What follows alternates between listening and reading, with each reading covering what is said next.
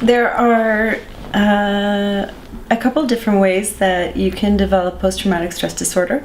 One is from a single incident, say for example a car crash, a plane crash, or many other horrible events. There's also another way where it's a culmination of events. That is how I got sick. It was 7 years of traumatic events that were associated with my job. And although my body had been telling me, giving me very, not so subtle signs that I should take time off, or I should start applying for different jobs, or I needed to make a change. And because I'm stubborn and I don't understand subtlety, I persisted and I kept going to the point where I followed orders from my employer to fly directly into a hurricane while I was deporting a criminal back to the Caribbean, despite my warnings. And it was at that time, after a series of events unfolded, that my body and my brain could no longer handle the stress. I snapped, and nobody and nothing could have ever prepared me for what was to unravel in my life. I went from being a really incredibly huge character who you couldn't tell me that there was something I couldn't do. There was no adventure too big. There was nothing too dangerous. I was an adrenaline junkie, poster child for adrenaline junkies. And once I developed post-traumatic stress disorder, everything changed. Every single thing. I went from being a very active person, traveling around the world, doing all kinds of things, to not being able to even leave my house. I couldn't drive. I couldn't walk into stores. I could not physically turn off my tear ducts for 4 months. So even though I could be sitting and talking to somebody and laughing in conversation, I was still crying at the same time. And physiologically, my body was trapped in that trauma for a very long time. And it took me some time to develop strategies and find healers who could help me get my way out of that. But it persisted. And even though I could get myself through one trigger after another, they kept coming. And I tried everything. I spent 5 days a week with therapists and with healers.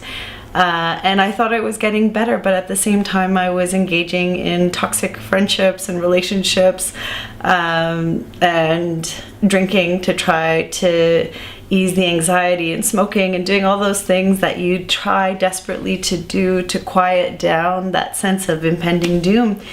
And eventually my body got really upset with me, because although everything had changed, I still didn't get it. So one day I woke up and my lungs started to fill up with fluid.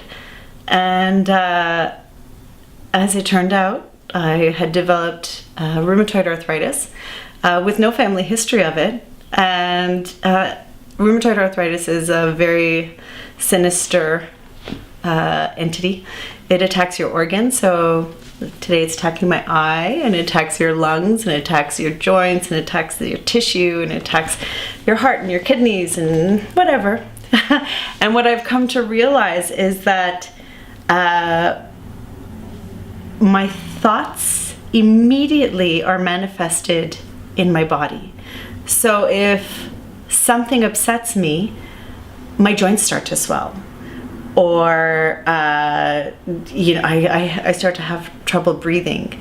And what it has really taught me very directly is how powerful our thoughts are, and how our thoughts unchecked are the most dangerous things to us. So there doesn't have to be anything outside of us that's dangerous. It's our own thoughts, and it's really about mastering control over your thoughts, which I know is the hardest thing possible when you have post-traumatic stress disorder and can't control the glitch that triggers those thoughts and sends them spiraling. But after years, it really has become the number one goal in my life is to really hang on to my happiness at all costs and really promote that and identify all the bait that tries to trick me out of my happiness. Like I just don't I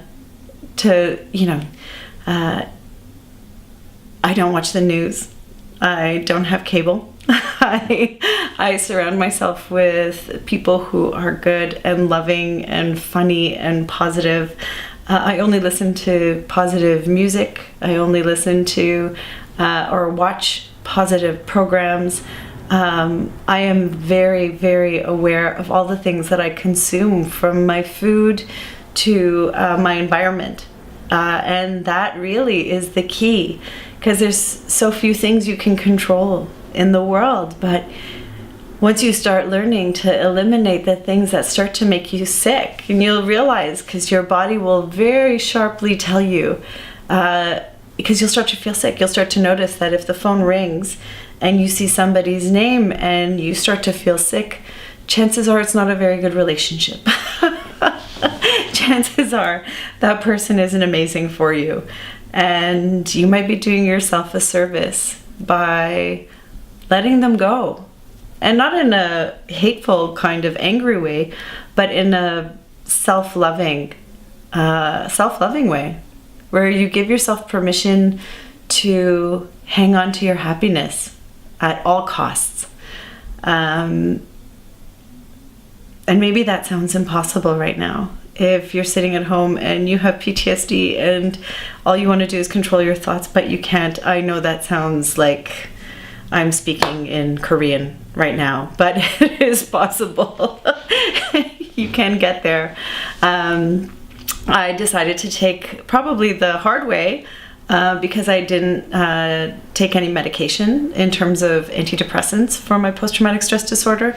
Instead, I intensively engaged in every kind of therapy that I could come across, and it would make me really happy to share all of those strategies, because some really are incredible. There are people who are working on healing techniques which are so profound. And if you're caught in a trigger, there are people you can go to that can help get you out of that trigger as easily as flicking a switch. And let me tell you, they saved my life many times over again.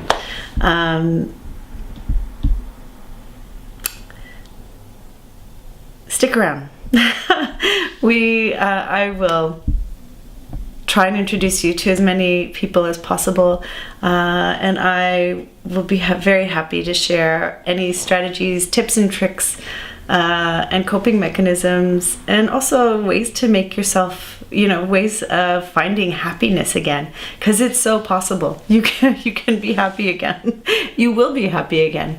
You just have to hang on, and that's the most important part. Hang on. It'll get better.